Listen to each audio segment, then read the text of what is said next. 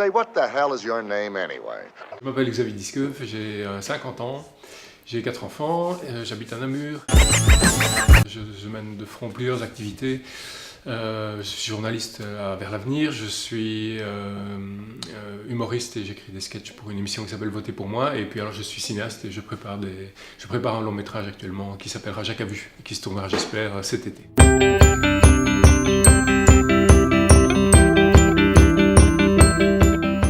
J'ai créé un personnage qui s'appelle Saturnin Périquet.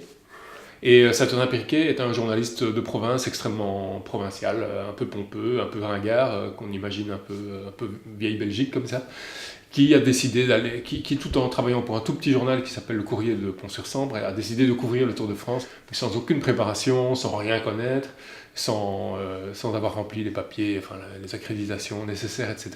Qui y va comme ça, un peu à l'ancienne.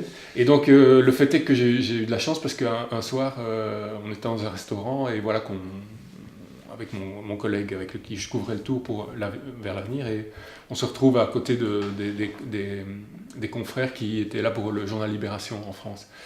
Et moi j'ai expliqué, enfin bon voilà, on parle et on était assez bien du même avis sur le Tour de France, en général un peu sceptique. Et moi j'explique ce que je fais, et alors ils disent ouais, ça c'est génial, on voulait faire aussi à Libé. Donc j'ai eu un article dans Libération sur les aventures de Saturnin Périquet. L'apparition d'une nouvelle biographie de Léopold III. Elle serait la fille d'une championne de patinage et se prénommerait... J'écris les sketchs radio tous les jours de l'émission, j'ai fait que ça. Donc j'ai quitté Vers l'avenir 2 ans, j'ai fait que ça pendant 2 ans, et après 2 ans j'étais mort, quoi. J'étais épuisé parce que je me levais tous les jours à 5 heures, que toute la journée je cherchais des idées, que tous les jours je devais écrire 6-7 minutes de sketch qui devaient être pétaradants, enfin il fallait que ce soit drôle tous les jours, et que voilà, c'était gai à faire, mais c'était dur, quoi, vraiment dur. Mais c'est une expérience magnifique.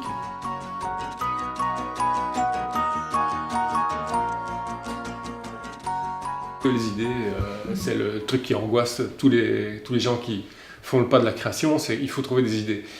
Et en fait le problème qu'il y a, c'est que les idées, elles sont là quelque part, mais parfois on les voit, parfois on ne les voit pas, quoi.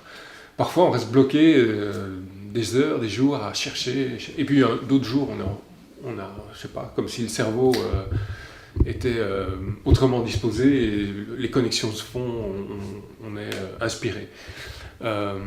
Donc les idées, elles sont précieuses, il faut les chercher, il n'y a pas de technique.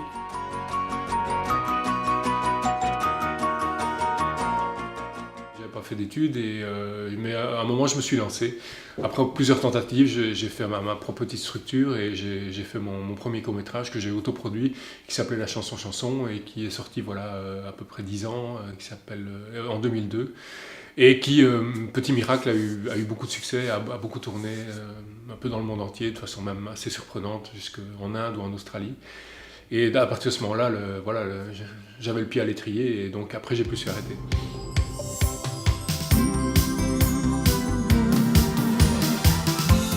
Elle est ma déesse,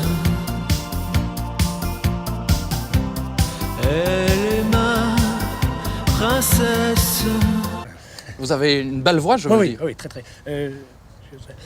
C'est une chanson qui nous ressemble. Toi qui m'aimais. Ça va. À un moment donné, on pourrait faire indéfiniment des courts-métrages, mais le fait est que la façon dont le court-métrage est diffusé, etc., fait qu'à un moment donné, voilà, on a un peu fait le tour. Même si c'est très gai, même si ça apporte énormément de joie, si ça permet de beaucoup voyager, des choses comme ça, voilà, à un moment... voilà, c'était plus intéressant de continuer à faire des courts-métrages. Monsieur, il faut un smoking pour... Ah oui? Oui. Ah complètement. Pourquoi vous voulez rentrer comme ça? Oui. Alors vous avez du mal. Hein? Ok, ça va. Hein? Ah, vaut mieux. Ouais. À la limite, je vous prête le nœud papillon, peut-être que vous pouvez... Non, ça va, merci beaucoup. C'est bon. C'est gentil, merci. Tu vois, il faut un smoking. Moi, quand je te dis qu'il faut des smokings, il faut un smoking. Le financement d'un film, c'est toute une histoire. D'abord, il y a tous les financements possibles. Vous n'avez rien, mais vous avez une caméra, comme vous ici. Vous pouvez faire un film avec le matériel que vous avez là. Voilà, il suffit d'avoir une histoire à raconter, des gens qui viennent bénévolement. Il y a moyen déjà de faire un film et d'aboutir à une maquette de film ou à un résultat avec, voilà, je sais pas, peut-être quelques milliers d'euros, quoi, pas énormément d'argent. Après, si on veut monter, disons, en ambition, en qualité, on va à ce moment-là commencer à chercher des financements par le biais de ce que tout le monde cherche, c'est-à-dire les subsides. Donc ça veut dire remettre des dossiers, essayer d'avoir de l'argent à la Fédération Wallonie-Bruxelles, enfin, ex-communauté française. Et c'est là que la foire d'empoigne commence, parce qu'il n'y a pas beaucoup d'argent et il y a énormément de projets.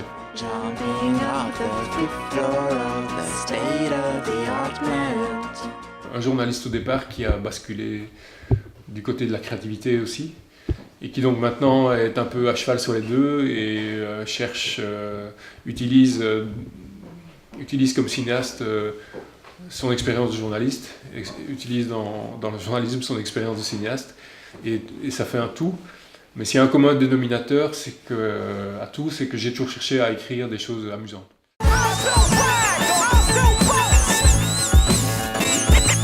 Say, what the hell is your name anyway?